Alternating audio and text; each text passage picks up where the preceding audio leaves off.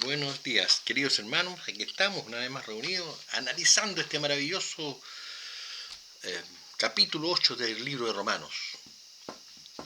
Hay tanto que decir de esto. Yo me gustaría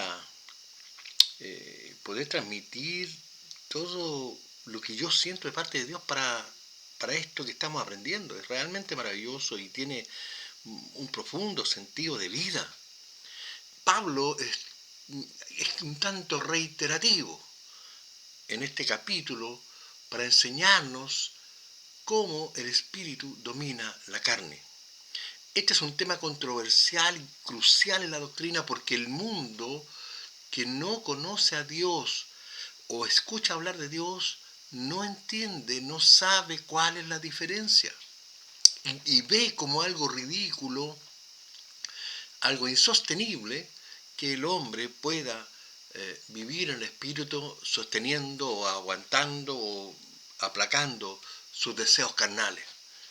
Escuchaba el otro día un crítico por ahí que está haciéndose muy famoso, que era imposible que el hombre no tuviera, no sé, pues, relaciones sexuales, que era una locura, que eso es una enfermedad, el celibato no existe, que la continencia no existe.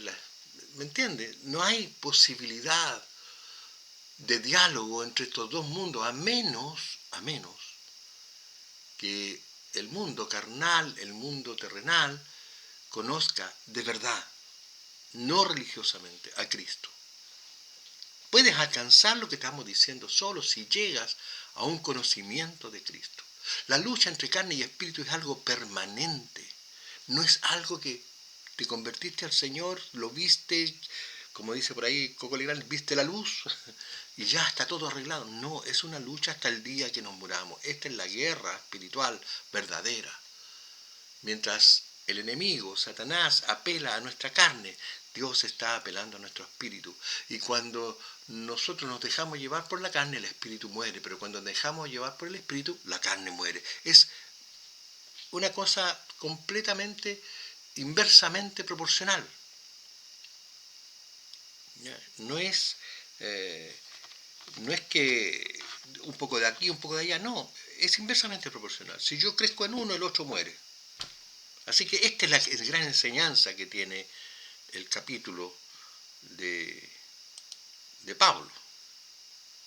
¿Ya? Vamos a empezar entonces con nuestra presentación. ¿Ya? Así que vamos a irnos inmediatamente al principio, perdón, aquí. ¿Ya? El capítulo 8 está dividido en estas cuatro partes, digamos.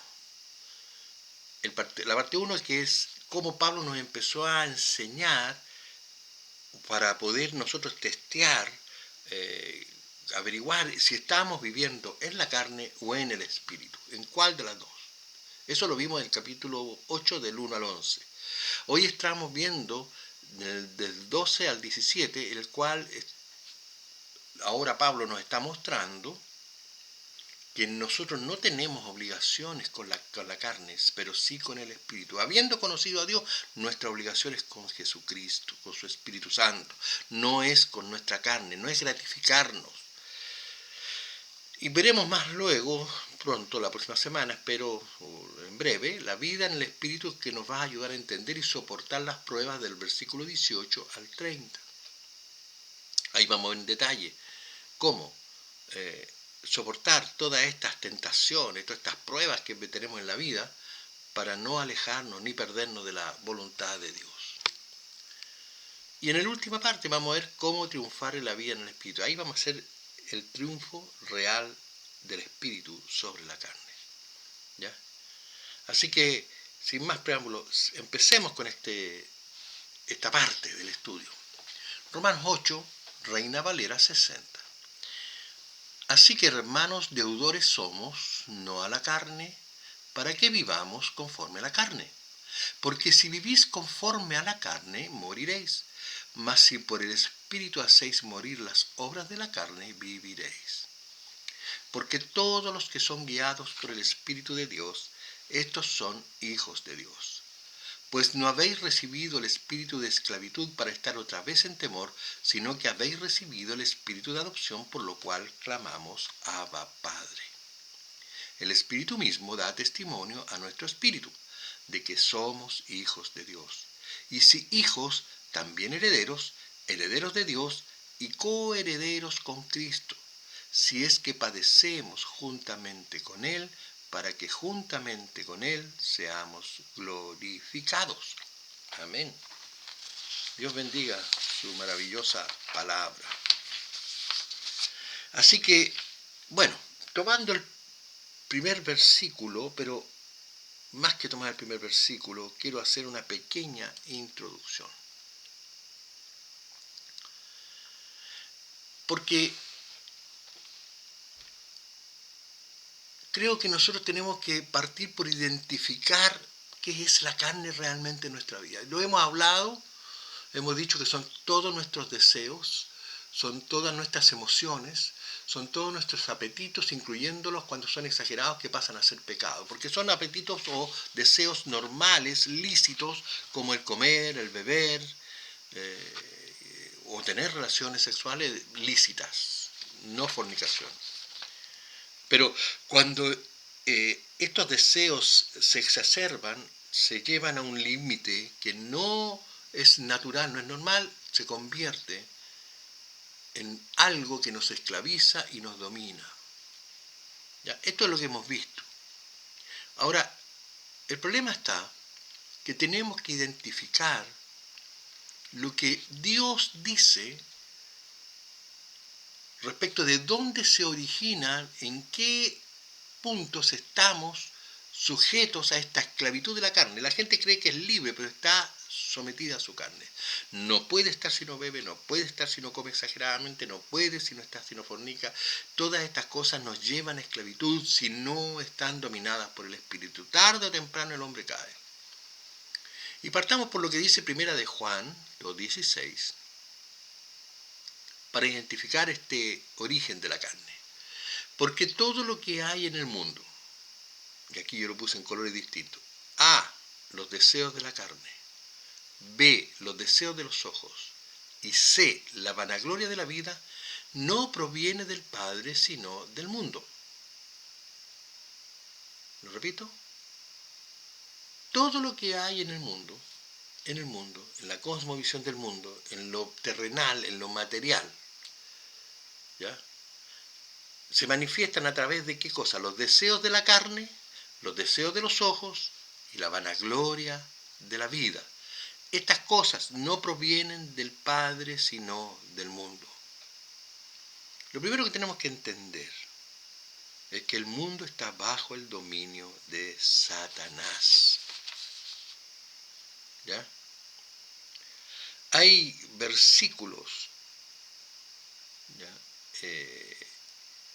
Que mencionan esto en varias partes. Se dice que Satanás es el príncipe, es el Dios de este mundo, y lo podemos corroborar verdaderamente con los hechos reales. En 2 Corintios 4:4 se le menciona como el Dios de este siglo. Mira, voy a leerlo desde el versículo 3 al 4, ¿ya? Dice 2 Corintios 4: pero si nuestro evangelio está encubierto, entre los que se pierden está encubierto, en los cuales el Dios de este siglo, ¿ves? El Dios de este siglo, ¿quién es? Satanás. Cegó el entendimiento de los incrédulos para que no le resplandezca la luz del evangelio de la gloria de Cristo, el cual es imagen de Dios. ¿Se entiende? El Dios de este siglo ha enceguecido a la humanidad, llevándolos a satisfacer sus deseos materiales, emocionales, y los eleva a categoría de santificación para que el hombre luche y pelee y discuta y se agarre y mate por lo que están visionando. Y así está ocurriendo en todo el mundo. Estamos en una locura. Vemos cosas absolutamente enfermas, propagadas de manera sediciosa, de manera sucia, ¿ya? En el mundo, como si fueran grandes cosas. Es Satanás dominando la mente del mundo. Mira, te lo voy a mencionar en una sola contradicción vital que yo encuentro en lo que hoy día está ocurriendo. El otro día estaba en la casa de mi sobrina, en San Clemente, y ella está estudiando en la universidad, está estudiando enfermería, y, y resulta que estaba haciendo un curso de ética. O sea, hay un ramo que se llama ética.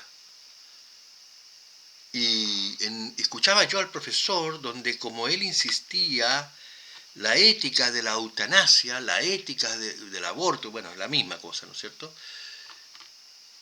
Y yo me preguntaba, ¿dónde está la ética de matar ancianos y niños?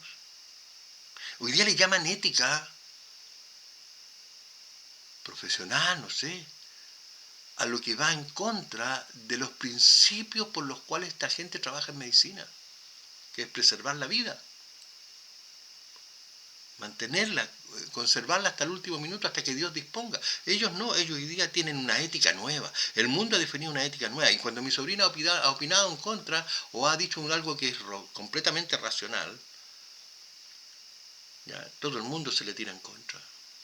Porque Satanás, el mundo,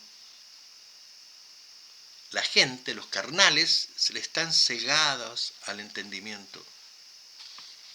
Dios es el dueño de la vida, no los hombres. No son los hombres los que deciden hasta cuándo vive alguien, hasta cuándo muere alguien. Sin embargo, hoy día el hombre ha tomado esa función. En Juan 12:31 vuelve a decirnos que el príncipe de este mundo domina todo.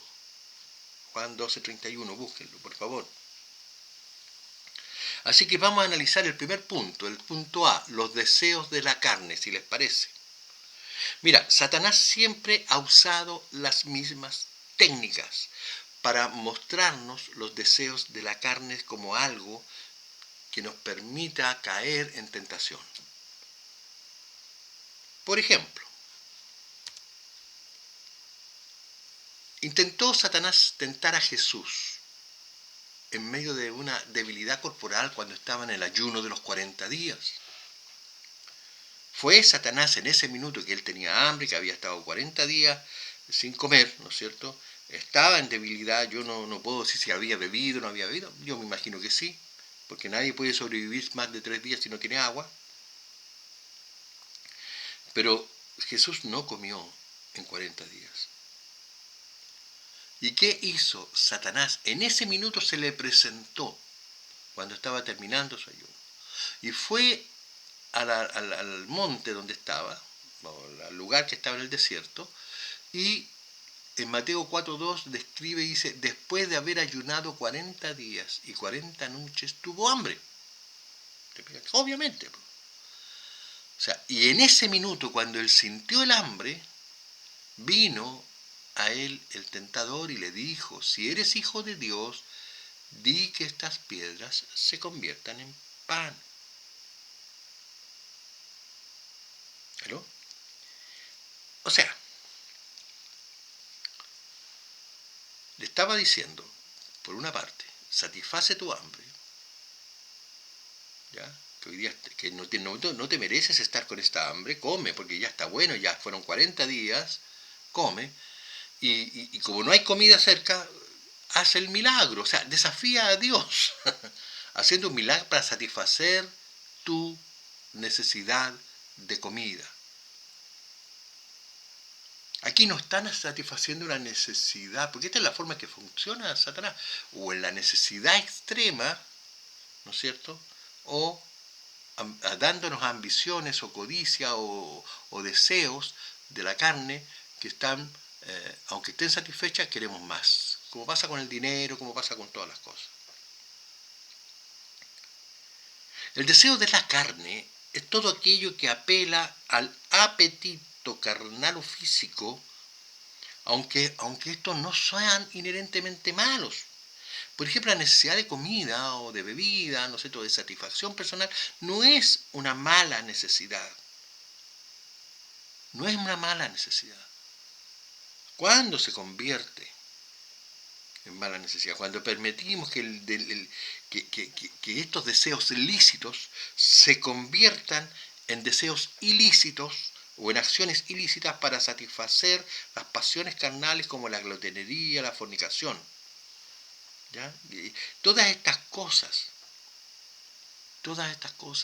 que en el fondo son propias de nuestra naturaleza, de repente se nos despierta la codicia. Algo nos despierta la codicia. Y queremos tener más y más y más y entramos en una competencia con el vecino. Y el mundo en competencia está donde está. ¿Por qué no tiene límites?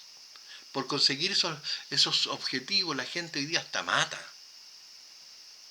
Si eso es de Dios o es del enemigo. No sé, yo creo que evidentemente Dios no está en eso. Dios quiere que comamos, sí. Satisfagemos, que comamos bien, sí. Pero de ahí a que tengamos que hacer, no sé, ¿cómo se llama esto? Cenas pantagruélicas tipo romanas, ¿cierto? Orgías de comida, no es el objeto de Dios. Así que, en el fondo, ¿qué es lo que tenía? Una necesidad. Jesús tenía la necesidad de comer.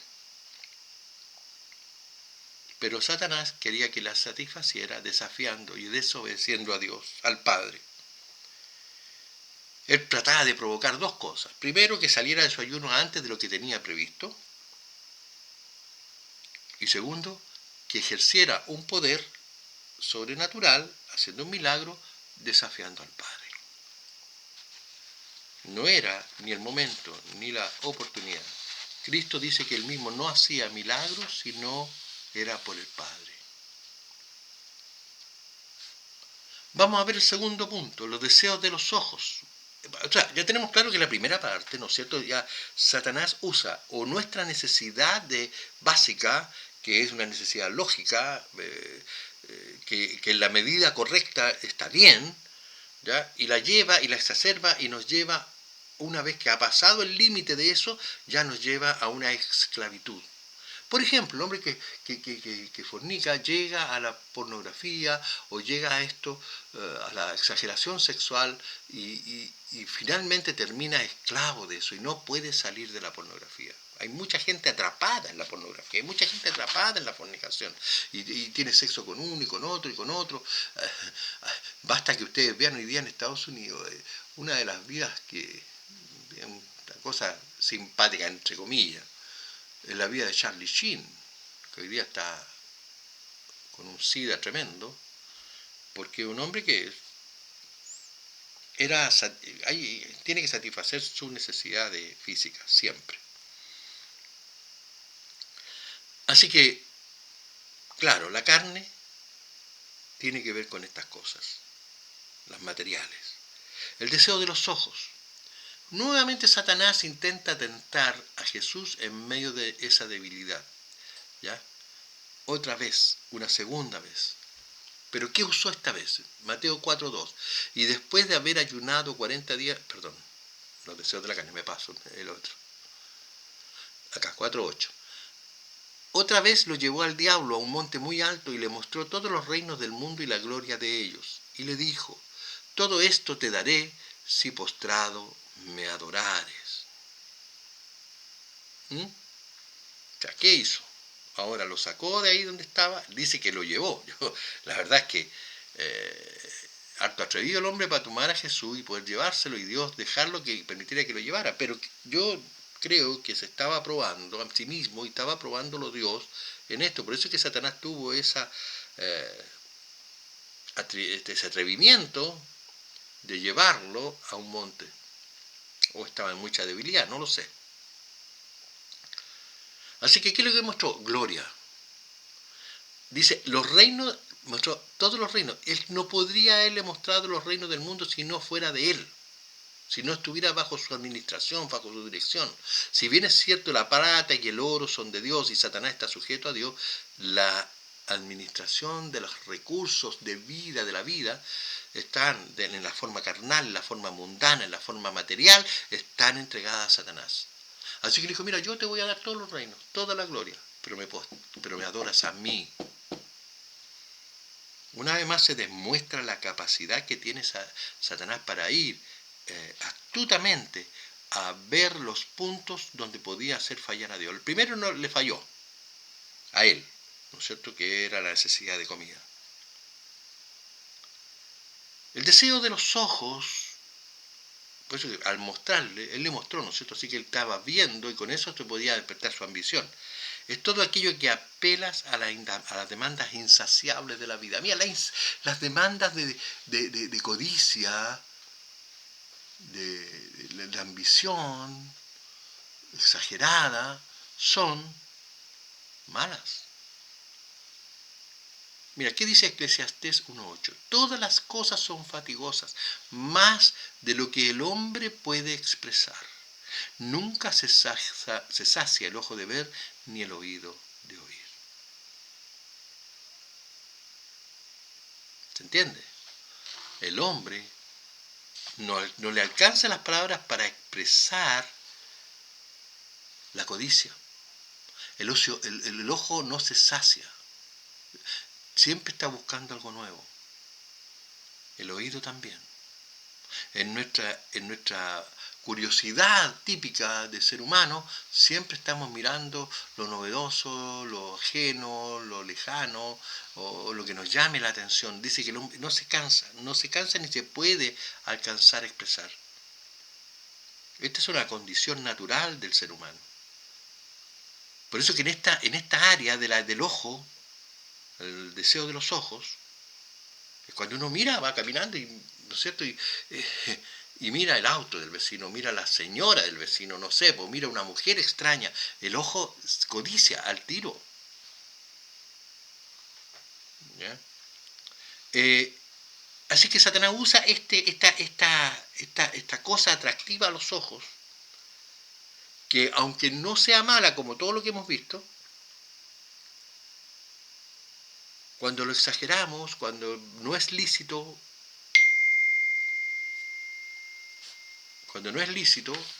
tenemos,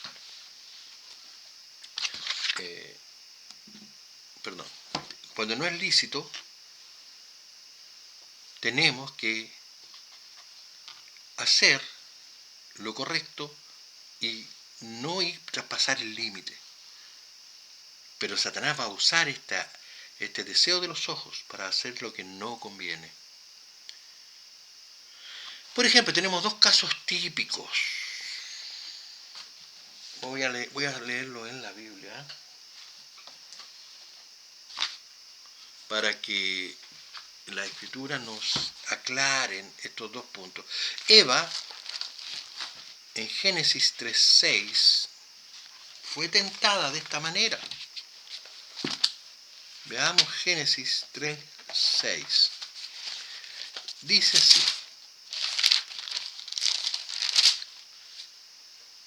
y vio la mujer que el árbol era bueno para comer y que era agradable de los ojos y árbol codiciable para alcanzar la sabiduría, y tomó de su fruto y comió, y dio también a su marido, el cual comió así como ella.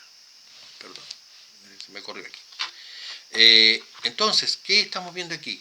Eva vio que la fruta era buena, codiciable, jugosa, sabrosa. ¿Ah? Lo vio, o sea, el deseo de sus ojos se presentó y Satanás la tentó y ella cayó. Hay otro caso en Josué 7.21. ¿Qué ocurre en Josué 7.21? Es un pasaje donde Dios había prohibido tomar el anatema en los pueblos, en las batallas del pueblo enemigo. ¿Ya? Y en este caso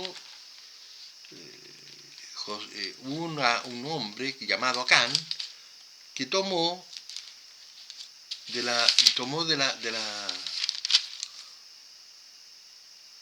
riquezas de la ciudad donde fueron a luchar, ¿ya?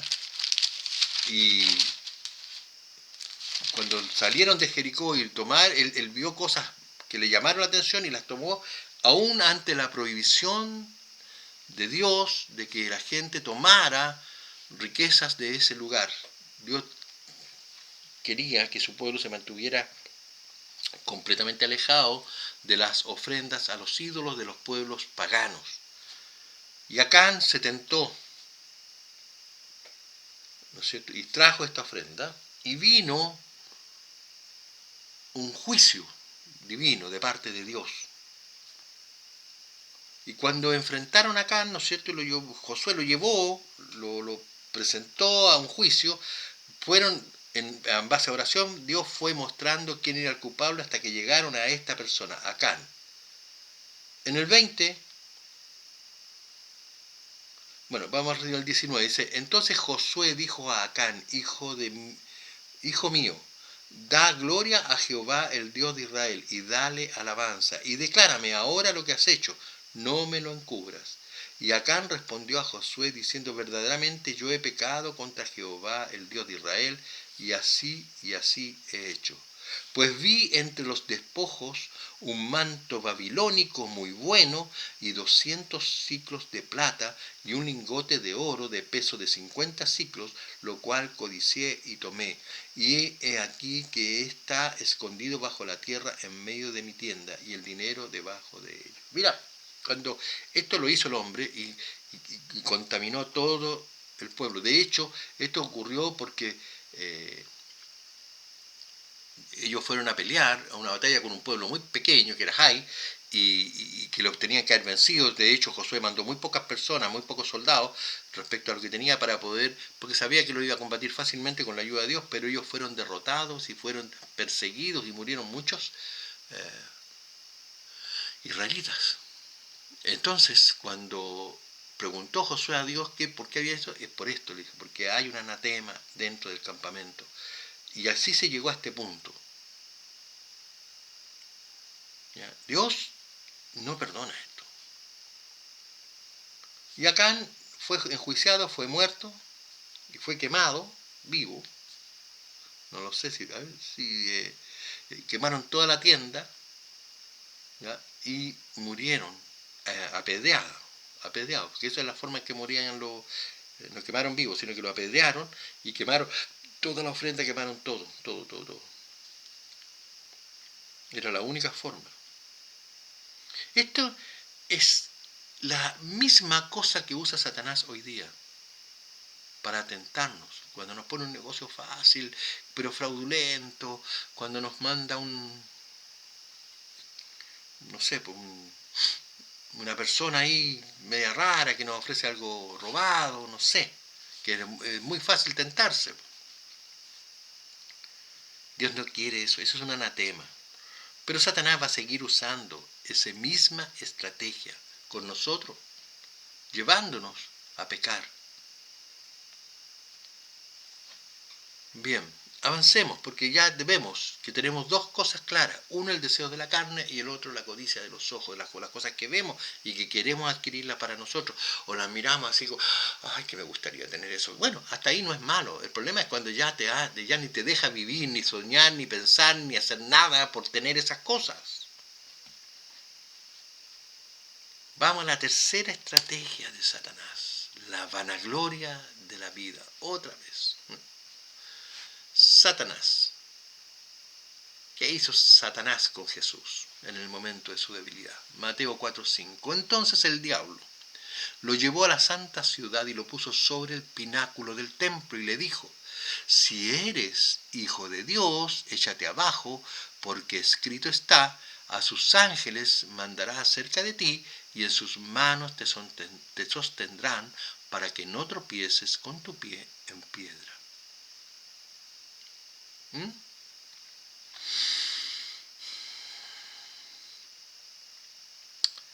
¿Qué es la vanagloria? Es todo aquello que está apelando a nuestro ego, a la jactancia, a la arrogancia, al orgullo o a la soberbia incluso.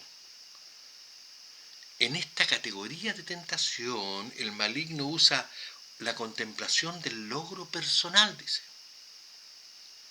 Popularidad, éxito académico, superación de situaciones difíciles. Por ejemplo, personas que han sido con baja autoestima y logran levantarse a una posición profesional que no tenían normalmente se ufanan de su logro y lo están demostrando con actitudes de vida permanentes. Quizás no abiertamente, no soberbiamente, no orgullosamente, pero sí hay un aspecto de autosuficiencia. Y normalmente las personas que salen de esta situación son más demostrativos cuando se niegan a aceptar ciertas conductas humanas o ciertos problemas, y no, hasta aquí llego yo, no hago más, ¿me entiendes? Hay un... Dios nos muestra que nosotros debiéramos ser contemplativos. Ya hay cosas que no debemos aceptar. ¿Cuáles son las cosas en las cuales no debiéramos nosotros ser tan asertivos, tan categóricos, tan fuertes, tan firmes para negarnos? El pecado. Todos aquellos que nos inducen a pecado, nosotros debiéramos ser capaces de frenarlo. Pero todas aquellas cosas que son de pensamiento, que son de filosofía, o que son de formas de vida, o gente que no está actuando bien, nosotros no debiéramos ser tan categóricos, debiéramos decirle no con simpleza, con sencillez, y detener su actitud con madurez. Pero mucha gente que está en este plano lo que hace es detenerlos con violencia o con mi posición es importante, lo que yo creo es lo que vale. Así que cuando alguien cae en este pecado de la vanagloria, que a eso se llama, que es una gloria vana, ¿ya? Inútil, superficial, lo que hace es, al contemplar su logro personal, genera una actitud anárquica autosuficiente. Es anárquica porque te lleva inexorablemente a un punto de soberbia. Hay personajes de nuestra historia que son así, que yo he visto en la televisión, personajes que son así. Yo me acuerdo que había un escritor que era así, que se llamaba Lafourcade, que era muy categórico, él se cortaba inmediatamente. Era un actor muy famoso de una novela, ¿ya? Chilena, Palomita Blanca. Pero el hombre era muy, muy, muy autosuficiente. Cuando alguien cae preso de la vanagloria, ya no tiene ninguna lucha con la carne. ¿Me entiendes? O sea, ya no te hace problema. La carne no le hace problema. Excepto en aquellas cosas que él es autosuficiente y domina las cosas de la carne en las cuales él considera que bajo su propia estricta moralidad no debe caer. Pero su lucha con la carne desde el punto de vista espiritual no existe.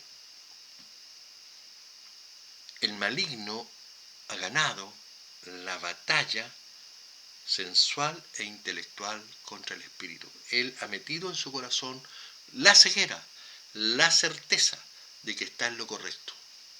El Hijo de Dios siempre está dudando, comparándose con la Biblia para saber si está en lo correcto. Si la actitud de Cristo es la correcta, mi actitud va a ser la correcta. Mi propio pensamiento es trapo de inmundicia, decía Isaías.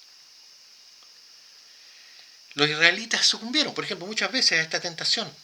Fueron soberbios, endurecieron la cerviz, no escucharon a Dios, a pesar de todo lo que hizo Dios por ellos. Ya lo hemos visto muchas veces esto. ¿Cuántas veces el pueblo israelita ha sido castigado por esto mismo? Porque son vanagloriosos, porque se ufanan. Ellos se ufanan de que son el pueblo escogido de Dios y nadie más puede serlo. Por eso es que rechazan el cristianismo, rechazan a Jesús, porque ellos tienen el control y el poder. Digo yo, Dios, qué misericordioso eres con tu pueblo, Señor, porque muestra cuán duros han sido ellos, no solamente contra Cristo, sino contra los seguidores de Cristo, a través de toda la historia. Pero la misericordia de Dios es infinita. Cuando yo creo que Dios tiene una capacidad tan inmensa, tan tremenda. Si nosotros llegáramos a entender realmente, yo creo que en algún minuto vamos a tener que estudiar seriamente el carácter, la voluntad, cómo es Dios. Dentro de esta misericordia Dios mantiene a su pueblo y lo protege y lo cuida y lo bendice, a pesar de ellos mismos. ¿Qué dice Nehemías 9:16 cuando estaban absolutamente esclavizados, sometidos a naciones extranjeras, viviendo en pueblos extranjeros? Nehemías 9:16 dice, más ellos, todos estos, los judíos, todos los hebreos, y los padres, y todas las generaciones anteriores fueron soberbios y endurecieron su cerviz y no escucharon tus mandamientos. No escucharon los mandamientos de Dios, no los atendieron. Mira, ¿sabes lo más terrible de este punto de la vanagloria? Es que Satanás logra meter sus pensamientos dentro de los nuestros y hace que estos pensamientos parecieran que fueran asumidos por nosotros mismos. No nos dimos ni cuenta cuando lo hizo. Porque él va usando ciertas categorías o estrategias o acontecimientos del mundo. O sea, quiero explicarte lo siguiente. Cuando alguien es humillado, ofendido por alguien, por ejemplo, y ha pasado una gran pena. Yo te voy a poner un caso de una persona, no sé, que ha estado por ahí, yo vi una serial de un hombre que era un empleado en un hotel y él se sintió humillado por su patrón y sintió que fue malo y él se levantó toda su vida para luchar contra ese hombre. Y él se propuso levantar un hotel y independizarse y hacer una obra tremenda. Bueno, este hombre desarrolló y hizo su hotel y combatió a su enemigo, entre comillas, por esa humillación, toda su vida. Toda su vida. Y hasta que incluso, y cada vez que podía, no solamente lo ofendía, sino que lo atacaba económicamente. Le quitaba espacio a su hotel y cuando ya fue más grande, lo hizo desaparecer y lo sometió a la pobreza.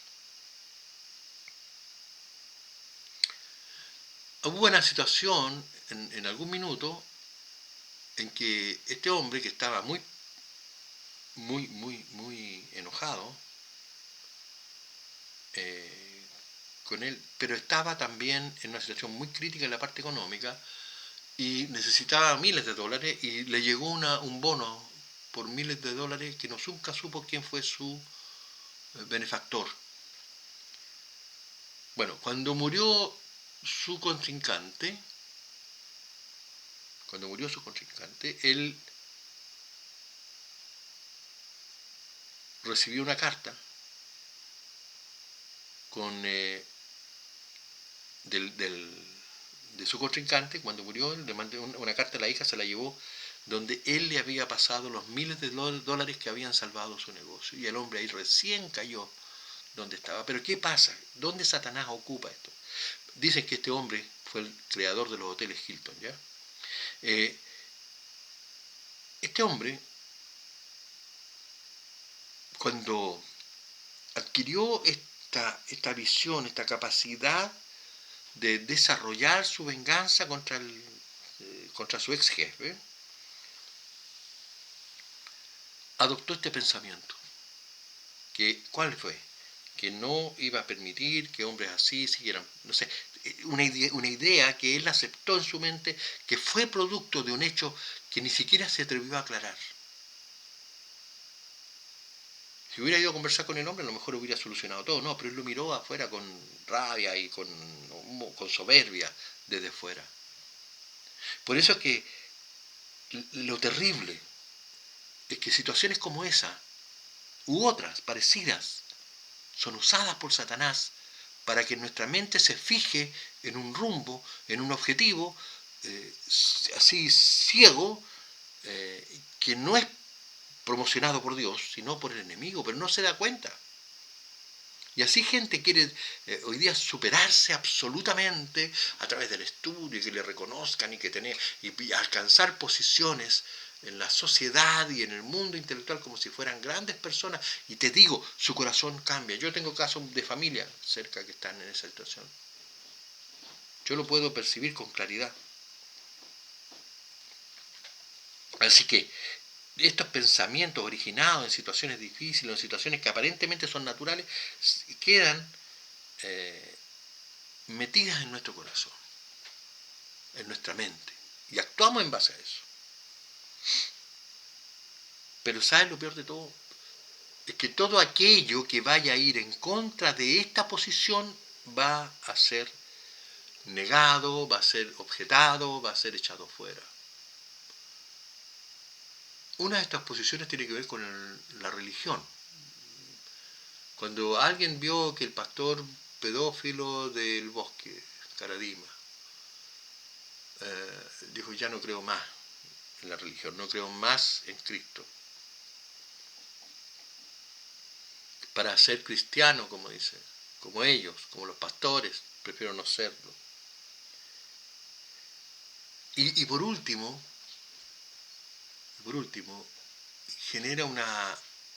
hay una generación contradictoria a la posición cristiana, en la cual el mundo usa el bullying, la burla, para que tú no vayas a caer en una situación como diciéndote, no, tú confías en Dios, tú eres un perno, eres un soñador, tú crees en cuentos. Así que lo que piensa el hombre es no dejarse dominar por este pensamiento cristiano, pensando que es su propia lógica es su pensamiento, y la verdad es que no lo es. Satanás siempre está cohesionando nuestro pensar, nuestro actuar mediante las presiones para que afloren nuestras inseguridades, para que los defraudes de confianza o simplemente los miedos y temores afloren y podamos rechazar con facilidad cualquier acercamiento a Dios. Cuando estas cosas ocurren, cuando alguien nos hace el bullying o cuando nosotros tenemos miedo a hacer el ridículo, hablando de un Dios que hoy día, sobre todo hoy día hay una campaña mundial contra el cristianismo. Si se necesita gente firme que se pare y diga, no, yo soy cristiano, ¿cuál es tu problema? El problema está en que mucha gente ha claudicado y renuncia a todo eso. Entonces prefieren no meterse más allá. No van a salir de su área de seguridad y se va a abstener de confiar en Dios. Porque lo que se requiere para ser cristiano es confianza plena, absoluta, total en Dios. Así que este es un punto, de vista estrictamente humanista. Porque el humano no tiene un límite claro, es un límite casi invisible entre el uso y el abuso, entre lo moral y lo inmoral. Cada hombre define su límite moral. Y aunque empiece muy moral, la sociedad lo va a ir presionando para caer en lo inmoral poco a poco. Y así que vamos adoptando estas ideas como nuestras. Y son contrarias a la voluntad de Dios. Es, por ejemplo, la gratificación de satisfacer las necesidades de la vida, o de caerle bien a alguien más, o de ser parte de un grupo. ¿Cuánta gente ha cedido a esto? Mira, yo tengo una sobrina, son hermosas las niñas, cristiana, incluso venía a participar, una de ellas por lo menos, en nuestro grupo. Ya hoy día están escogiendo qué se tatúan o qué se muestran. Su vida está completamente alejada de Dios. Y están entretenidas en esto. Cuando nosotros pedíamos que no se alejaran de Dios, no, si nosotros vamos a la iglesia, no, nosotros estamos en una escuela cristiana, no, nosotros aquí, nosotros allá, pero se van alejando. Y es una pena. Y hoy día ya somos completamente extraños, antagónicos, diría yo. Y así pasa con nuestros hijos, con mis hijos, con nuestros hijos, que ya somos antagónicos. Están en una posición y nosotros en otra. Para ellos somos pernos, hipócritas religiosos, como dicen. Somos gente que... Y no estoy haciendo la víctima, te estoy diciendo que ese es el pensamiento del mundo donde Satanás ha metido en la mente ideas que rechazan todo lo que significa confiar y depender de Dios. ¿Por qué? Porque la humanidad pierde fácilmente el norte moral. Y ya no puede separar su pecado de su persona, ya no puede. Un homosexual no hace la diferencia entre su ser biológico, su ser moral, con su actitud. Él piensa que está bien y que él es homosexual. No es que tenga una actitud, no es que haya adquirido la actitud, no es que haya adquirido esto. No, él satisface sus deseos y pasiones porque es su esencia. Y ya hemos llegado ahora que ya ni siquiera es su esencia sexual, tiene que ver con una esencia del ser mismo transformándose o en transgénero o en lo que él quiera, no sé. Mira, un ladrón considera que robar es un trabajo. Un juez ideológicamente invadido con su ideología política es un corrupto, un prevaricador, pero él encuentra que está haciendo lo correcto. Y lo que decía, hoy día se enseña como ética matar ancianos y niños. Ahí está la moral de la humanidad, pues. Esa es la moral. La humanidad pierde el norte. No tiene a dónde sujetarse y ya cualquier cosa es válida. Cuando nosotros le damos bonos a la gente que ha perdido el trabajo y todo, estamos fomentando flojera. Esa gente vive de los bonos, ya no quiere trabajar. Y cuando vemos a un hombre que ha triunfado económicamente o exitoso en la vida, incluso con actitudes que son inmorales, con actitudes que son deshonestas, los aplaudimos. Ese es el tipo de moral de la humanidad. Por eso es que tenemos que entender que estos tres puntos que hemos aclarado aquí, estas tres necesidades básicas de la vida, la necesidad básica de vivir, comer, beber, las necesidades materiales, la codicia, la necesidad de la codicia, la que tú tomas, que es los ojos, la vanidad, ¿no es cierto? Todos estos tres elementos son parte importante de la estrategia de Satanás para alejarnos de Dios. Es importante, lo que yo te trato de decir es que tú tienes que reconocer en cuál de ellos estás o cómo vas en cada uno de ellos. ¿Nosotros tenemos necesidad de reconocimiento? Sí. ¿Y de afecto? Sí. ¿Y que tenemos valor? Sí. Es una necesidad básica.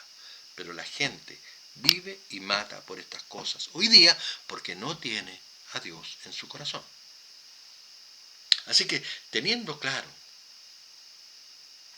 que no hay otra forma en la cual podemos ser tentados, no hay otra posibilidad en la cual nosotros podamos alejarnos de Dios si no es aceptando que estas tres cosas son los elementos constantes usados por Satanás para alejarnos de Dios.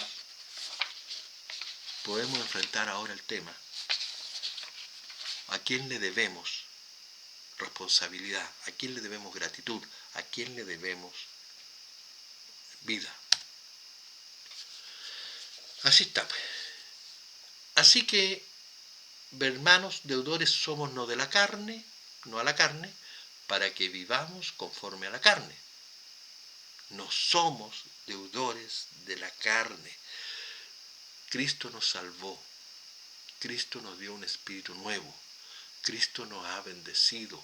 Cristo es el Dios auténticamente omnipotente, poderoso, glorioso. Es lo más grande que puedes tener en tu vida. Aprécialo como Él es. Si tú apreciaras lo que Dios hace por tu vida, realmente tú te sentirías deudor del Espíritu Santo, del Espíritu de Cristo, del Espíritu de Dios.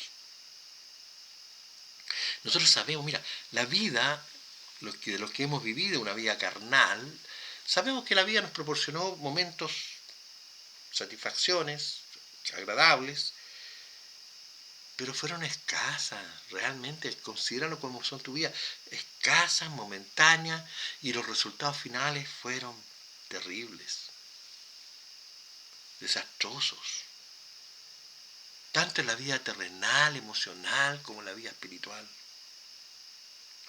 Para un hijo de Dios, el resultado final de dejarnos llevar por nuestra carne es pernicioso, completamente destructivo. Pero algo quedó pegado en nuestra carne, en nuestro espíritu.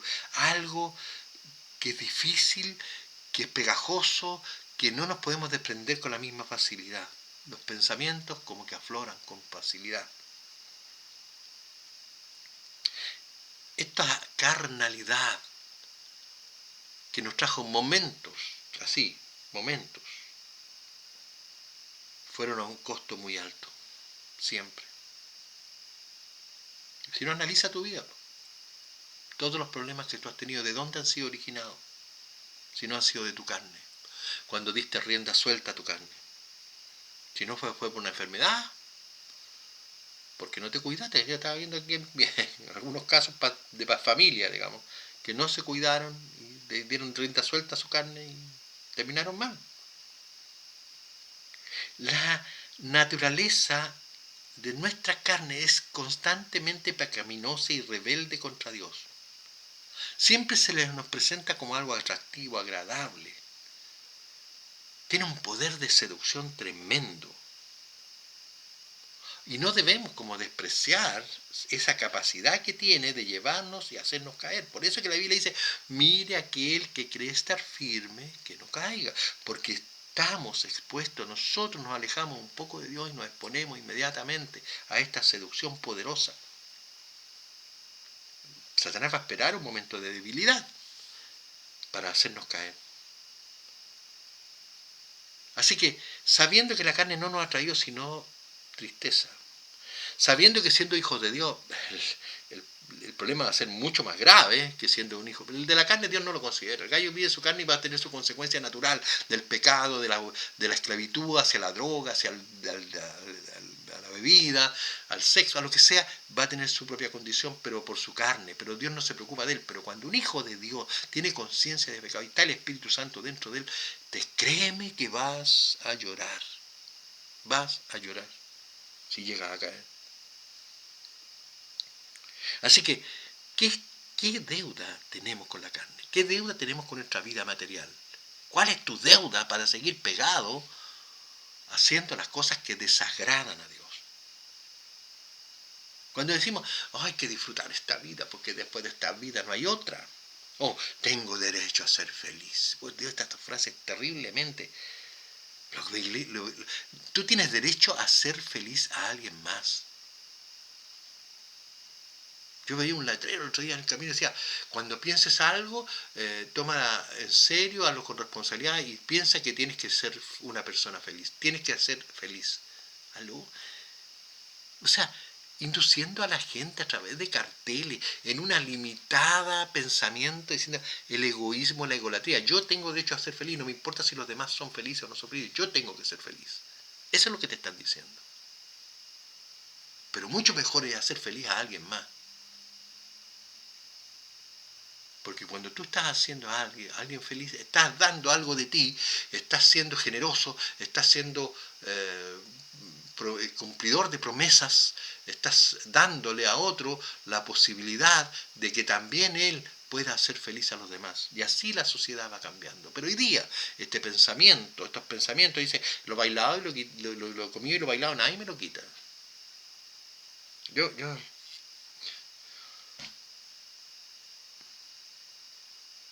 tengo que ver cómo hoy día opina la gente. Y enarbolamos como líderes de opinión a personas cuyo pensamiento es esto. Ellos circulan todo el día en su propia carne. Yo tengo derecho a ser feliz, yo tengo que pasarlo bien, yo tengo que comer, yo tengo que bailar, yo tengo que disfrutar. Esto es disfrutar la vida porque después de esta vida no hay otra. No, ese es el pensamiento que hoy día. Y cuando un gallo tiene un pensamiento un poquito más centrado y racional, mirá el otro día, que ahora está saliendo un youtuber que es un homosexual, que no sé cómo, y hace unas opiniones como muy acertadas sobre ciertos personajes que son realmente nefastos, como políticos de la actualidad, que son realmente gente nefasta, y hace unos comentarios contra ellos y contra los seguidores de ellos de una manera pero drástica y y es cierto lo que dice, y es tan duro lo que dice, y es tan claro lo que dice que mucha gente, este gallo sí que vale la pena, pero resulta que él no tiene ni un concepto de lo que estamos hablando, de poder ser realmente caritativo, de ser un hombre o persona amable, cordial, generosa, no, nada de eso. Tus pensamientos son limitados a la carne. ¿Cómo podemos salir de esto? Primero, dejando de mirarnos a nosotros mismos con nuestra capacidad mental, de acuerdo a nuestros sentimientos, a emociones y deseos personales. Mírate desde afuera. ¿Cómo te ve Jesús? Yo muchas veces me sorprendo que yo miro mi pasado y digo, claro, tenían razón para pensar mal de mí en esto. Yo ahora me doy cuenta, pero mi ser interior dice que yo no estaba tan mal, que yo nunca tuve la mala intención, que yo nunca hice nada o trataba nunca en mi intención pude haber cometido el error y no hubo suficiente misericordia hacia mi vida y me atacaron. Pero no, Dios me estaba mostrando los defectos con los cuales yo hoy día puedo verlos con claridad, en ese momento no los veía. Así que, ¿cuál es una forma sana de verse a uno mismo? Mirándose de afuera. ¿Cómo me vería el de afuera? ¿Cómo me vería mi enemigo? ¿Cómo me ve el contrario? ¿Cómo me ve Jesús? Nosotros hemos conseguido libertad en Cristo. No somos esclavos de la carne. No somos esclavos del pecado. Él nos ha liberado. Jesús nos liberó. Nos permitió salir del oprobio del pecado. ¿Cuántas veces yo personalmente me he sentido, y todavía cuando recuerdo me siento, oh, Dios me liberó, Dios me liberó. Yo no podría haber parado en mi pecado, en mi carne. No podía haber detenido las ambiciones de mi carne, porque ya no hay más que mirar. Cuando ya no tienes a Cristo, no hay nada más que mirar que la satisfacción personal. ¿A quién le debemos? Piénsalo. ¿A quién le debemos? ¿A quién le agradecemos? ¿A la carne? ¿Vas a seguir en tu carne? ¿O a Cristo? Que te libera del egoísmo, de la maldad, de la vanagloria y del pecado. Piénsalo, por favor, piénsalo. Porque si vivís conforme a la carne, moriréis. Mas si por el Espíritu hacéis morir las obras de la carne, viviréis. Porque vivir en la carne es muerte. ¿Aló? Una vez más. Ya lo vimos profusamente anterior. ¿Por qué Pablo repite esto una vez más? ¿Por qué Pablo insiste? Porque aquí está la lucha entre el cristiano verdadero y el cristiano falso.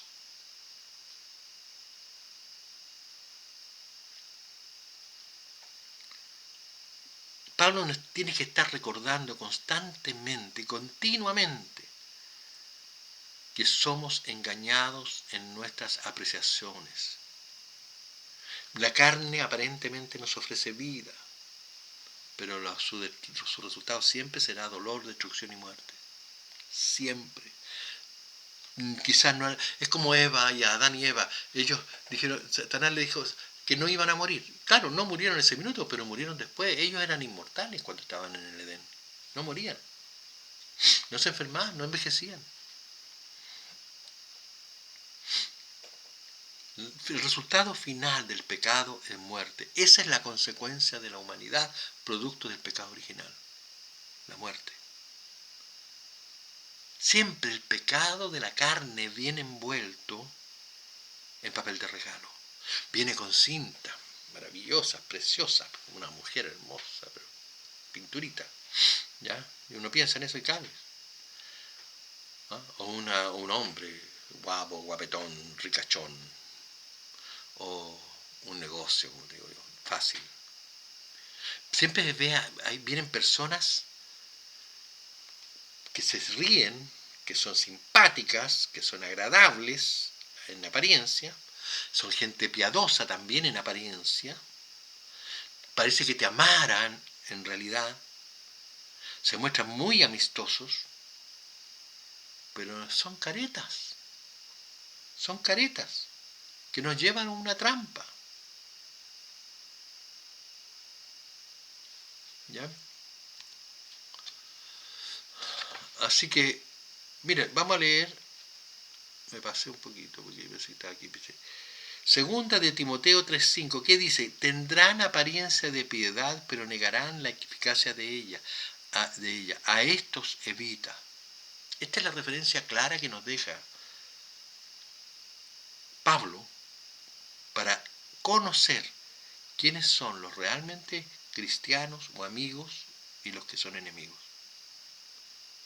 Los religiosos operan de esta manera, van y parecen, yo siempre he dicho, flotan en la iglesia, caminan como flotando, pero a la hora de aplicar misericordia, generosidad, afecto verdadero, no. ¿Y cuál es la estrategia que nos dice que debemos usar? Apartarlos de nosotros, no juntarnos con ellos, no es castigarlos, ni enojarse, ni criticarles, ni ofenderles, es apartarse de ellos. El hombre natural no percibe esto, no con claridad. Puede ser muy sabio y de repente él no me retengo, pero él no percibe con claridad esto, pero el Espíritu Santo nos previene y muchas veces el hombre natural cae, la mayor parte de las veces cae en la trampa, una y otra vez, y lo repite, hasta que llega un minuto que cierra todas las puertas y ya no quiere ser amigo de nadie. Pero eso no es la solución, ese no es el camino. Pero es que, ¿por qué? Porque a la gente del mundo, a la gente carnal, incluso a los cristianos, dice, hay caminos que al hombre le parece derecho, pero su fin es camino de muerte.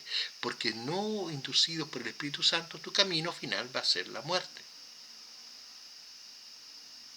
Siempre el Espíritu nos da sentimientos de intranquilidad frente a oportunidades que son aparentemente ventajosas. Pero ¿sabes qué? El Espíritu nos hace dudar de la oferta. Es demasiado fácil, demasiado linda. Puede haber un engaño detrás de esto. Piensa, para. Antes de tomar la decisión, espérate, ora, busca al Señor. Si todavía tienes dudas, busca un hombre de confianza, que sea cristiano, que sea experimentado en los caminos del Señor, y consulten, oren juntos. Y si aún así tienes dudas, abstente. No te metas en esto. Porque el resultado de tu camino final será el que dice aquí. Su fin es camino de muerte. Esta es la sabiduría de Dios. El tercer punto es hacer morir las obras de la carne. Primera de Pedro 1:16. Ahí está. No podemos matar las obras de la carne si no alcanzamos santidad. Primero Pedro dice 1:16, está escrito, sed santo porque yo soy santo. Tú tienes que alcanzar la santidad que Dios establece.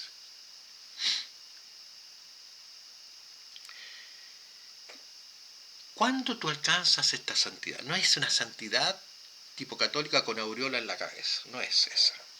La santidad que Dios espera de nosotros es otra. Es la madurez espiritual, es el crecimiento. Mira, hay mucha gente que yendo a la iglesia pretende dominar sus apetitos confiando en su propia capacidad o en un milagro de Dios.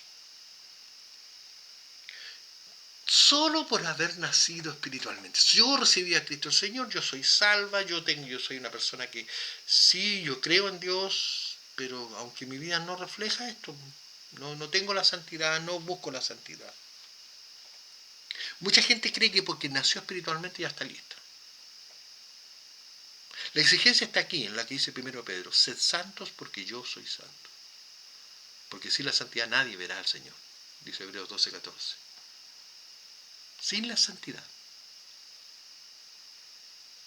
Sin la santidad. Seguid la paz con todos. Y la santidad sin la cual nadie verá al Señor. Nadie verá. Escucha, por favor, hermano, tú que estás creyendo que porque hiciste la decisión con tu boca, estás listo, perdona, no vas a ver al Señor. Tengo que decirte la verdad, no te voy a mentir.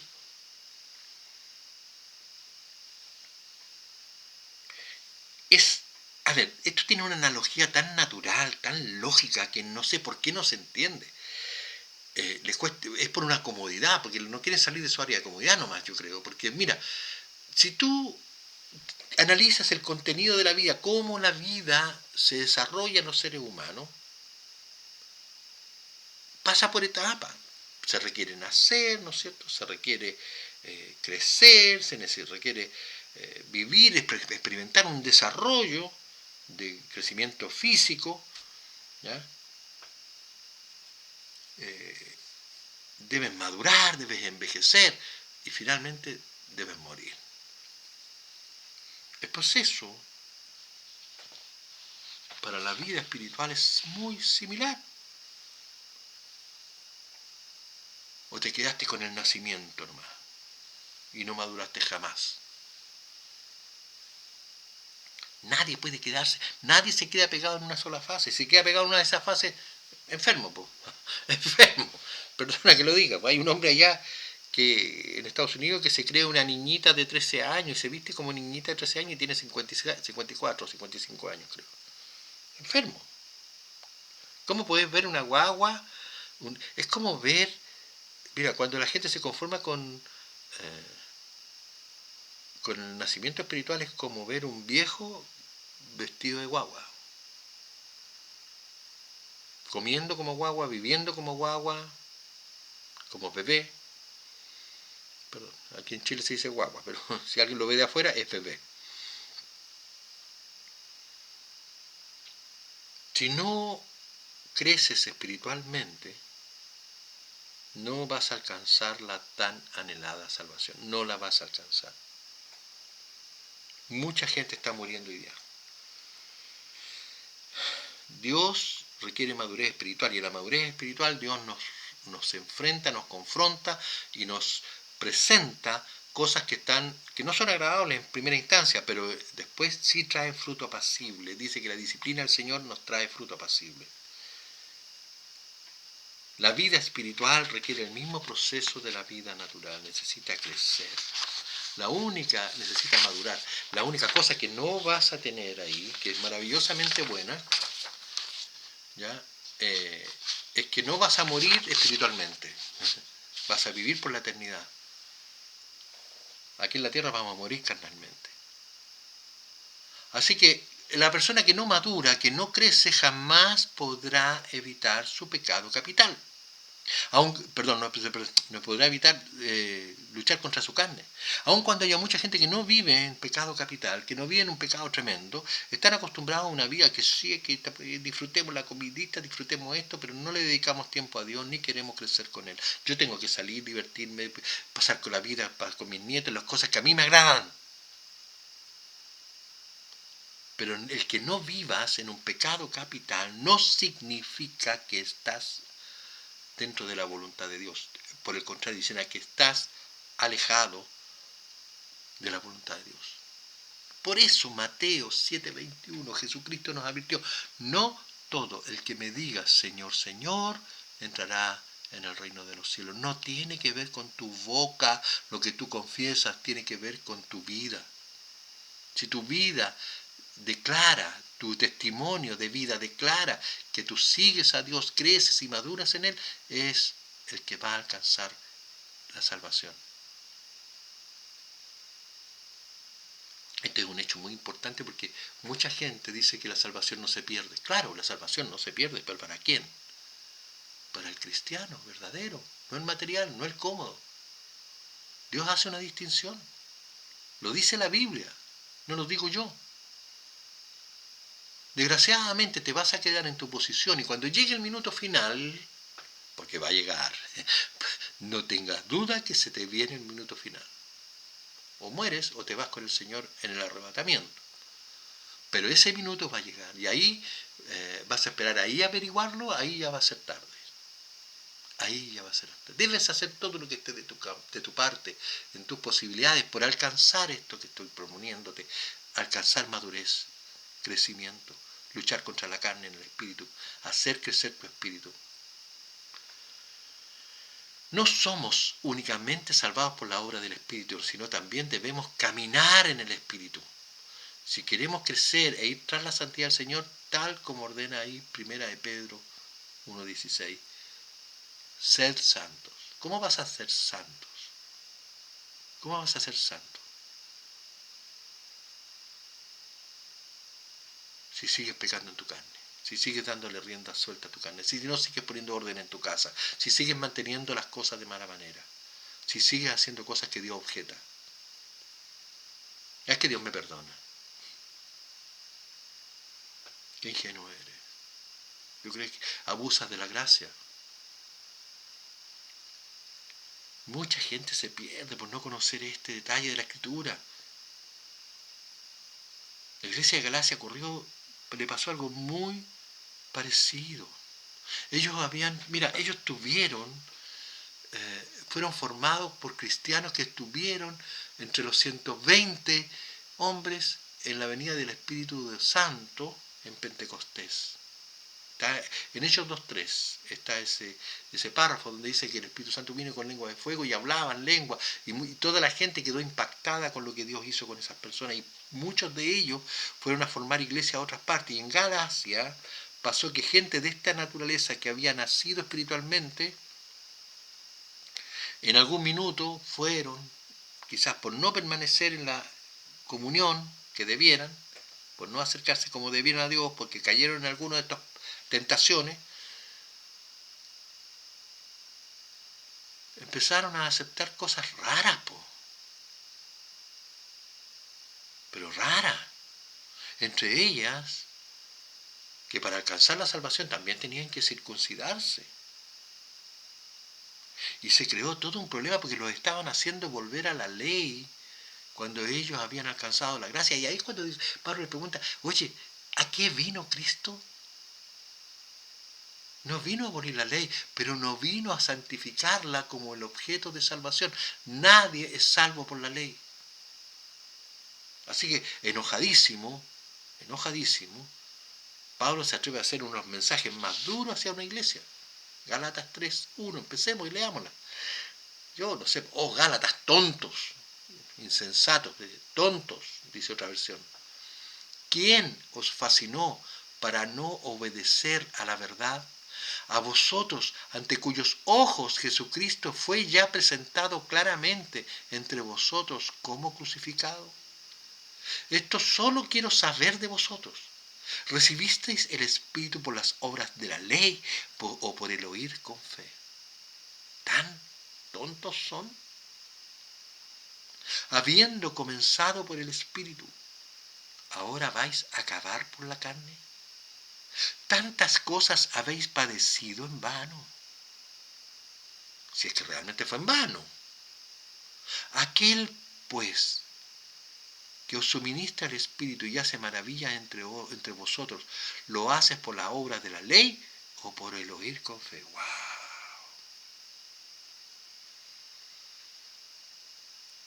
Oye, cristiano insensato, ¿crees que alcanzaste la salvación porque hiciste la decisión del nacimiento espiritual, pero tu vida no refleja ningún crecimiento, ningún desarrollo, ninguna madurez, ningún esfuerzo? Solo el domingo veo la iglesia. Yo escucho la radio cristiana, pero yo no oro, si oro rápido y no veo, no estudio la Biblia, no la leo, no me integro, no soy parte de nada. Pero yo estoy con Dios y Dios está conmigo. Por favor, hermano. Es dura esta palabra, pero es real. Reacciona. Cuando dice el oír con fe, Pablo aquí dice, la fe viene por el oír, pero ¿cuándo puedes escuchar la voz del Espíritu Santo? ¿Cuándo? Si tu espíritu está muerto. Y tu espíritu no conversa. Si tu espíritu está muerto, no puede conversar con nadie. Dios está hablando, es real. Dios no es una persona, está aquí, al lado tuyo, y esperando que tú abras tu fe al punto de poder escucharle, que tu espíritu crezca, que tu espíritu nazca, que tú tengas el deseo de acercarte y no te conformes con escuchar hablar a los demás. Quiero más de Dios, porque no se despierta el fuego en tu corazón por buscar las cosas de Dios. Yo no sé qué vas a hacer, qué es necesario que hagas. Pero todos debemos cambiar y buscar, de acuerdo a donde estamos, buscar más de Dios. Siempre Dios tiene un alcance infinito para mostrarnos su poder, su gracia, todo lo que Él quiere de nosotros. Estamos lejos. Todavía estamos lejos. Ayer que hablaba un pastor, Paul Washer, hombre maravilloso de Dios, tremendo hombre de Dios. No estamos enseñando a Dios. Antes de enseñar evangelio, antes de enseñar cualquier cosa, debiéramos mostrar quién es Dios. Así no seríamos tan livianos para pensar y actuar conforme a esta capacidad que Dios tiene de poder guiarnos. Él es el Todopoderoso. Sin embargo, no lo tomamos en serio. Creemos que le estamos haciendo un favor con venir a las reuniones, con escuchar su palabra. Por eso llegas tarde, por eso no te da mucho problema presentarte a la hora que a ti se te ocurre cuando empezamos una reunión. A mí me da risa porque en la última iglesia que estuvimos, la gente llegaba cuando estaba terminando el culto. Yo preguntaba a qué iban. Es cierto, nosotros no podemos negarle la palabra de Dios a nadie. Pero tú ya llevas tiempo en esto y no has tomado en serio nada. No has crecido espiritualmente. Y hay una parte que puede hacer uno, pero la otra, nosotros oramos por tu vida, oramos por la gente que quiere alcanzar salvación, pero vemos que no quieres. No, mucha gente no quiere. Viene para escuchar, pero se conforma con eso. Y debe seguir también. Y va a seguir escuchando hasta el día que nos vamos. Pero tú te vas a quedar. Perdona que te lo diga, tú te vas a quedar. No estoy buscando complacerte con lo que te digo. Estoy buscando que reacciones. Porque es tu salvación. Cuando tú creces espiritualmente, puedes escuchar la voz de Dios. Puedes orar, tener lectura bíblica, puedes acercarte más a Dios. Puedes obedecer con más facilidad. Si tú quieres permanecer fuera de todo esto, claro, no, Dios no te va a forzar. A menos que Dios tenga un propósito. Como ha pasado con mucha gente. Pero las consecuencias de tu rebeldía serán ante tu propia responsabilidad, no porque no escuchaste la verdad. Así que bueno, teniendo claro que no pueden hacer morir las obras de la carne,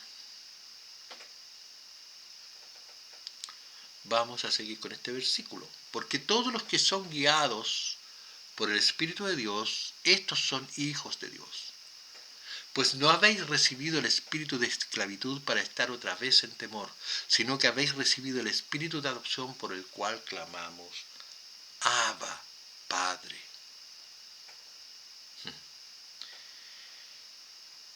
Mira, solo un hijo de Dios crecido espiritualmente puede ser guiado por el Espíritu Santo.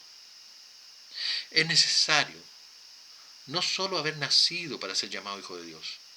La condición de paternidad no se mide por ir a la iglesia o por la oración o por las buenas obras, se aprecia por el testimonio de obediencia a la voz de Él, a la voz de Dios. Nosotros no estamos siendo guiados para cooperar con un líder o por un exitoso ministerio eclesial. Eso es lo que hoy día ocurre. Quieren ser vistos con las filatelias, como dice la Biblia. Buscan los primeros asientos en la sinagoga. ¿Sabes qué? El diablo también conduce. Y dentro de la iglesia. Pero cuando él entra en los hombres, los conduce con violencia. Y así vemos el resultado del hombre que tiene una apariencia de piedad. Mira, Charles Spurgeon, el príncipe de la predicación, que no ha salido nadie como él en la prédica, escribió esto: cuando veas a un hombre religioso, fanático y salvaje, de estos que tienen injundias para defender la fe, pero lo hacen con violencia, sea cual fuere que el espíritu que esté en él, no es el espíritu de Cristo. Cuando yo veo hombres que hoy día son categóricos en defenderse, más que defender al Padre o la Biblia o la Escritura. Hermanos, estamos llenos de gente apóstata, gente soberbia, gente que sean religiosos, cerrados, cegados a la misericordia, al amor, a hablar la verdad, a ser valientes en Cristo, porque nosotros no podemos ser valientes nosotros. Yo me apoyo en Cristo para poder decir lo que digo. y desafiarlos. Claro que no quiero que se vayan. Quiero que alcancen salvación. Pero yo no me voy a frustrar, porque yo sé que mi Dios me ha dicho, ¿sabes qué? Si tú basas el éxito, entre comillas, entre la gente que te sigue, o el hacer lo que yo te estoy diciendo a pesar de no tener a nadie al lado, y predicarle a las piedras, o predicarle a los árboles, como me pasó una vez, hasta los árboles pueden escuchar, hasta las piedras pueden hablar. Hay que seguir hablando la palabra de Dios hasta el último día, y la sana doctrina, buscar lo más sano que sea posible. Nunca va a llegar al 100%, pero sí, a través de la Biblia podemos acudir a la sana doctrina y retenernos en las cosas en las cuales hay duda, irnos a los puntos más conservadores, a los más difíciles. Tú eres un hijo de Dios. Dios te está guiando a través de tu Santo Espíritu. No has recibido el espíritu de esclavitud. No vas a tener que vivir en el temor.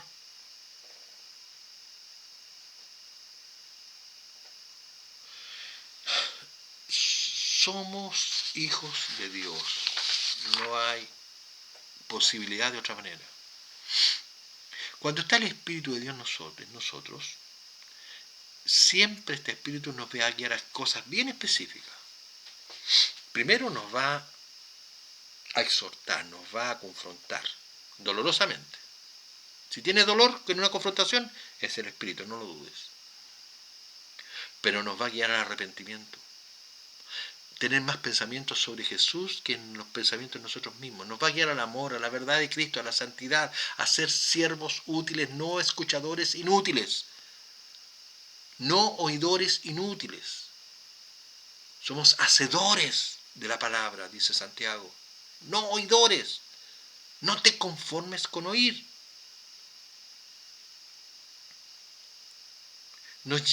Ser hijos de Dios nos lleva a una relación de amor y gozo, de paz, con una íntima y vivificante vida. Es un esfuerzo, es una fuerza del corazón que nace con un poder tan grande. Por eso que nos hace decir que llega un minuto que decimos, Abba Padre. ¿Qué significa esto? Abba Padre. Esta era una frase usada por los niños antiguos, de los arameos, dice, cuando se referían a su papá, mezclaban dos conceptos muy importantes. Uno es la intimidad, papito. Es como mi amado padre. Entonces pasa a ser una cosa como, a la vez de íntima, pasa a ser respetuosa. Es como una expresión informal, pero muy respetuosa hacia Dios, hacia el Padre. Más que un título, era una forma cariñosa de expresar una de las primeras palabras que un hijo aprende a decir, papá.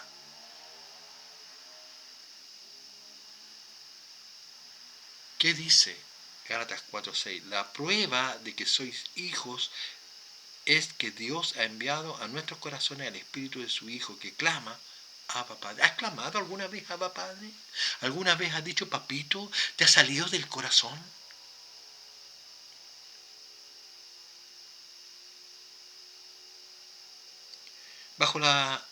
Mira, la adopción romana era así. Cuando una familia adoptaba a un hijo que no era propio, el hijo que se adoptaba perdía todos los derechos de su familia anterior y ganaba todos los nuevos derechos de la nueva familia. La vieja vida del hijo adoptado era borrada completamente con todas las deudas, se cancelaban todas las deudas y su pasado no contaba para tener el futuro. Nada se le podía contener en contra, nada podía ser porque era una nueva persona, una nueva familia.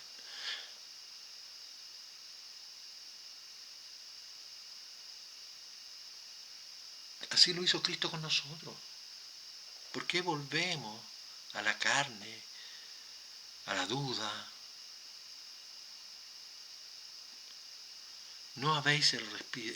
Hemos salido del espíritu de esclavitud, por lo cual debemos darle gracias a Dios. Nos debemos al espíritu, no a la carne. ¿Cómo hacemos, para que esto sea una realidad dentro del corazón? Es que si esto no explota dentro de ti, si no sale algo nuevo, vas a seguir vegetando en el camino del Señor. Y te insto a crecer. Y para crecer no basta con que escuches lo que aquí hablamos. Tienes que hacer cosas.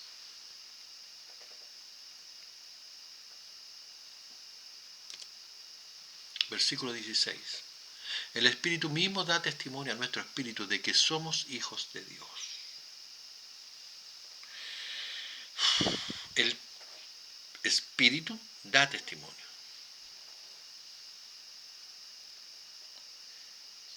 El Espíritu de alguna manera está testificando que tú eres su hijo y te está diciendo, tú tienes en tu corazón esta realidad, aunque no la percibas en plenitud. Cuando naciste, algo nuevo se hizo en ti. Y sabes, porque tú vas sintiendo que eres otra persona, van cambiando, ya no quieres pecar con la misma facilidad, ya te molesta el pecado, las malas palabras, ya poco a poco vas cambiando tu forma de vivir. Un hijo verdadero de Dios jamás se pregunta si es hijo de Dios, solo sabe que lo es, porque se le despierta ese deseo de buscar a Dios. Y eso solo lo puede hacer el Espíritu Santo, no lo hace nadie más. Si tú tienes ganas de buscar a Dios y hacer esfuerzo por estar con Él, salir de tu área de confort, de comodidad, de tranquilidad y seguridad para estar con Él, para aprender de Él, para hacer lo que Él quiere, es porque tú tienes ese deseo provocado por el Espíritu Santo y no lo puedes tener si no has nacido espiritualmente. Y no lo haces para alcanzar su bendición, no lo haces para hacer que Él satisfaga los anhelos de tu corazón, como dice la Biblia, sino porque quiero conocerle más, porque me despierta de esta cosa tan fuerte de saber que Dios mismo está conmigo, el creador del universo, el omnipotente, el omnisciente. ¿Qué sacrificio puedo hacer o puede ser suficientemente grande como para alcanzar a conocerle? ¿Qué importa lo que hagamos con tal de conocerle? Pero no se trata de manda, ni caminar de rodillas para entrar a la iglesia, no. Ni sangrar, ni lacerarnos, no. Se trata de obediencia, de hacer crecer tu espíritu, de vivir y madurar. ¿Tú sientes pesar por el pecado propio? ¿Sientes pesar por el pecado ajeno? ¿Quieres aprender más de Él, de su palabra, de lo que Él enseña? ¿Quieres ver a Dios accionando en tus parientes, en tus amigos, en tus primos, en todos los amigos que están cerca, en tus vecinos? Puedes percibir los pequeños cambios a diario que Dios va haciendo en tu corazón y en tu cuerpo y en tu mente para que tú actúes con el fruto del Espíritu como paz, paciencia, gozo, templanza. Porque esto es, si el fruto está en ti, repetimos una y otra vez, como dice ahí la redundancia, volvemos a repetir, Gálatas 5:22, mas el fruto del Espíritu es amor, gozo, paz, paciencia, benignidad, bondad, fe, mansedumbre, templanza. Contra tales cosas no hay ley. Los que son de Cristo han crucificado la carne con sus pasiones y deseos. Si vivimos por el Espíritu, también andemos por el Espíritu. Otra vez, no sé cuántas veces hemos repetido esto. ¿Vives con alguno de estos frutos? ¿Hay otros que no tienes? Por haber nacido espiritualmente, tú no agarras esto y los tienes todos a la perfecta madurez, a la perfecta realización y toda mi vida está así. No, sabes, tienes que trabajarlos. Tienes que alcanzarlo. Tienes una motivación. El nacimiento espiritual, el Espíritu está en ti, te está exhortando, te está llevando a esto, pero tienes que trabajarlos. Un cristiano que tiene esta muestra no necesita estar demostrando nada a nadie. No tiene que compararse con nadie. No se pregunta si está en el camino correcto, sabe que está en el camino. Sigue caminando mirando a Jesús para alcanzar la meta, nada más. Todos los días busca a Dios, todos los días, no hoy día, no, es que hoy día estoy cansado, no, hoy día no, hoy día me duele la cabeza, no, hoy día no, hoy día me acosté tarde, así que no me levanto.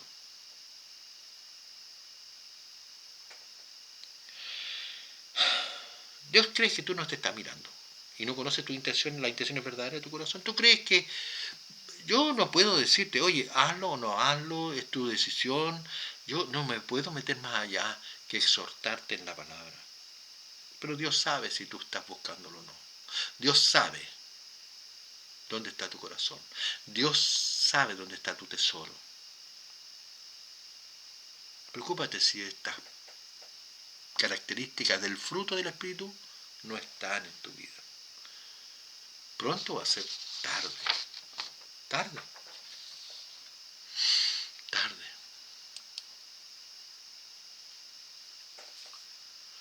Este punto lo voy a desarrollar así nomás para terminar.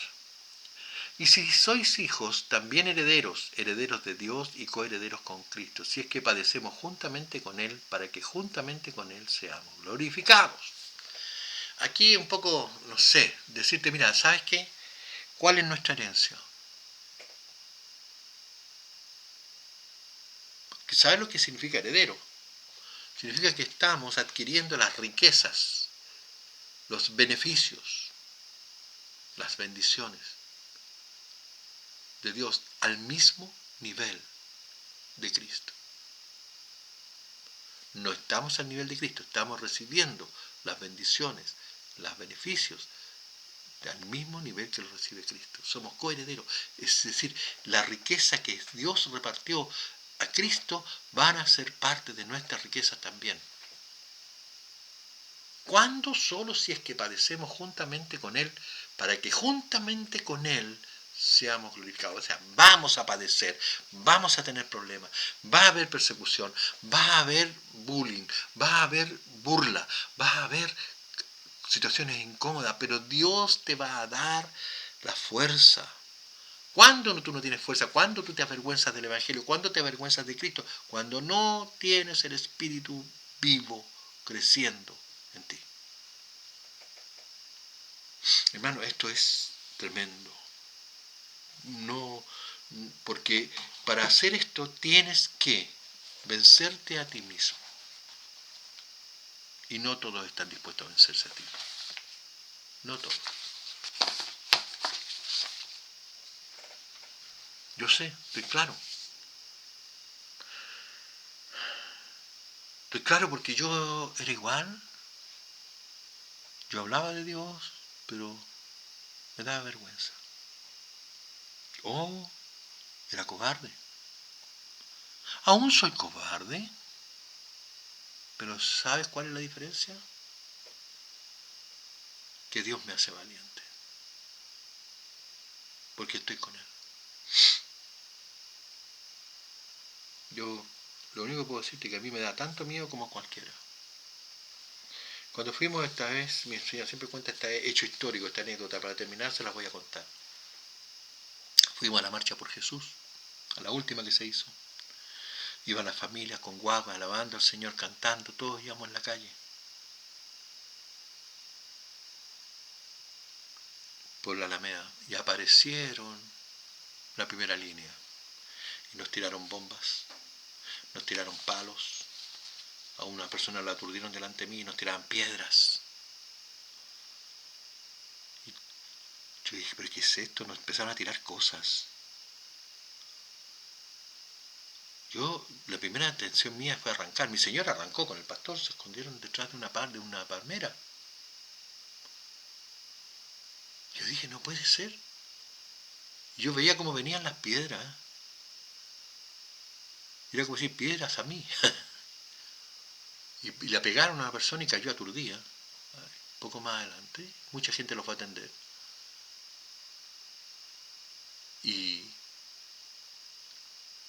Y yo dije, no, en el nombre de Jesús no puede ser. No sé, me vino un espíritu que yo no lo tenía, que no era mío, y empecé a orar, levanté mis manos y empecé en el nombre de Jesús, los reprendo, salgan de aquí, retrocedan en el nombre de Jesús, fuera de aquí. Y empecé a avanzar contra ellos, con mis manos levantadas, orando en contra de ellos. Y de repente miro para el lado y venían como 3, 4, 5 hermanos se iban uniendo, orando de la misma forma. ¿Sabes que se me estremece la piel todavía cuando me acuerdo?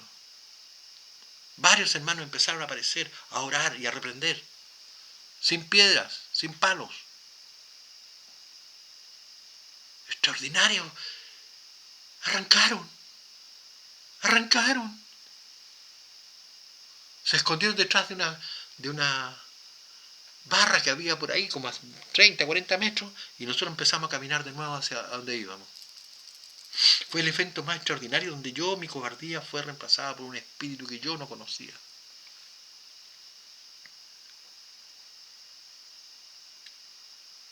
Arrancaron. Y pasamos por el lado y nos hacían señal y todo, pero nosotros en el nombre de Jesús los seguimos reprimiendo. No fueron capaces de seguir atacando. Ese es Satanás, vencido completamente por el Espíritu de Dios. No es mi valentía, créanme. Pero después de esa experiencia, cuando la recuerdo, me dan ganas hoy día de enfrentar a todos estos delincuentes, a todo esto. No es que lo ande buscando, pero si llega un minuto voy a hacer lo mismo. En el nombre de Jesús creo que voy a hacer lo mismo. Señor, en el nombre de Jesús, fuera, salgan de aquí, ustedes no tienen derecho. Espíritus de maldad. Porque solo experimentando el poder de Dios, tú vas a creer y confiar en Él ciegamente. Sentado en tu casa, acostado en tu cama, no lo vas a lograr. ¿Está claro?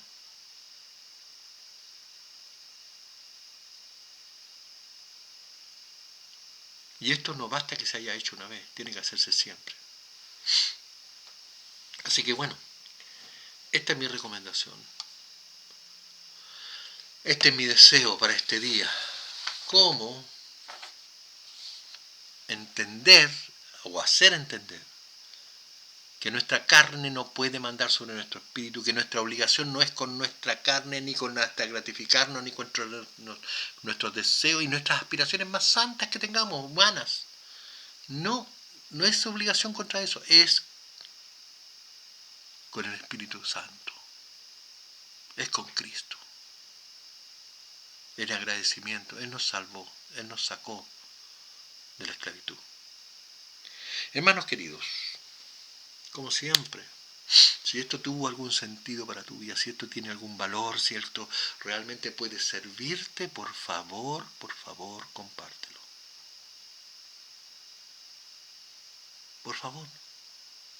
¿A alguien le va a servir? Vamos a orar para terminar esta reunión.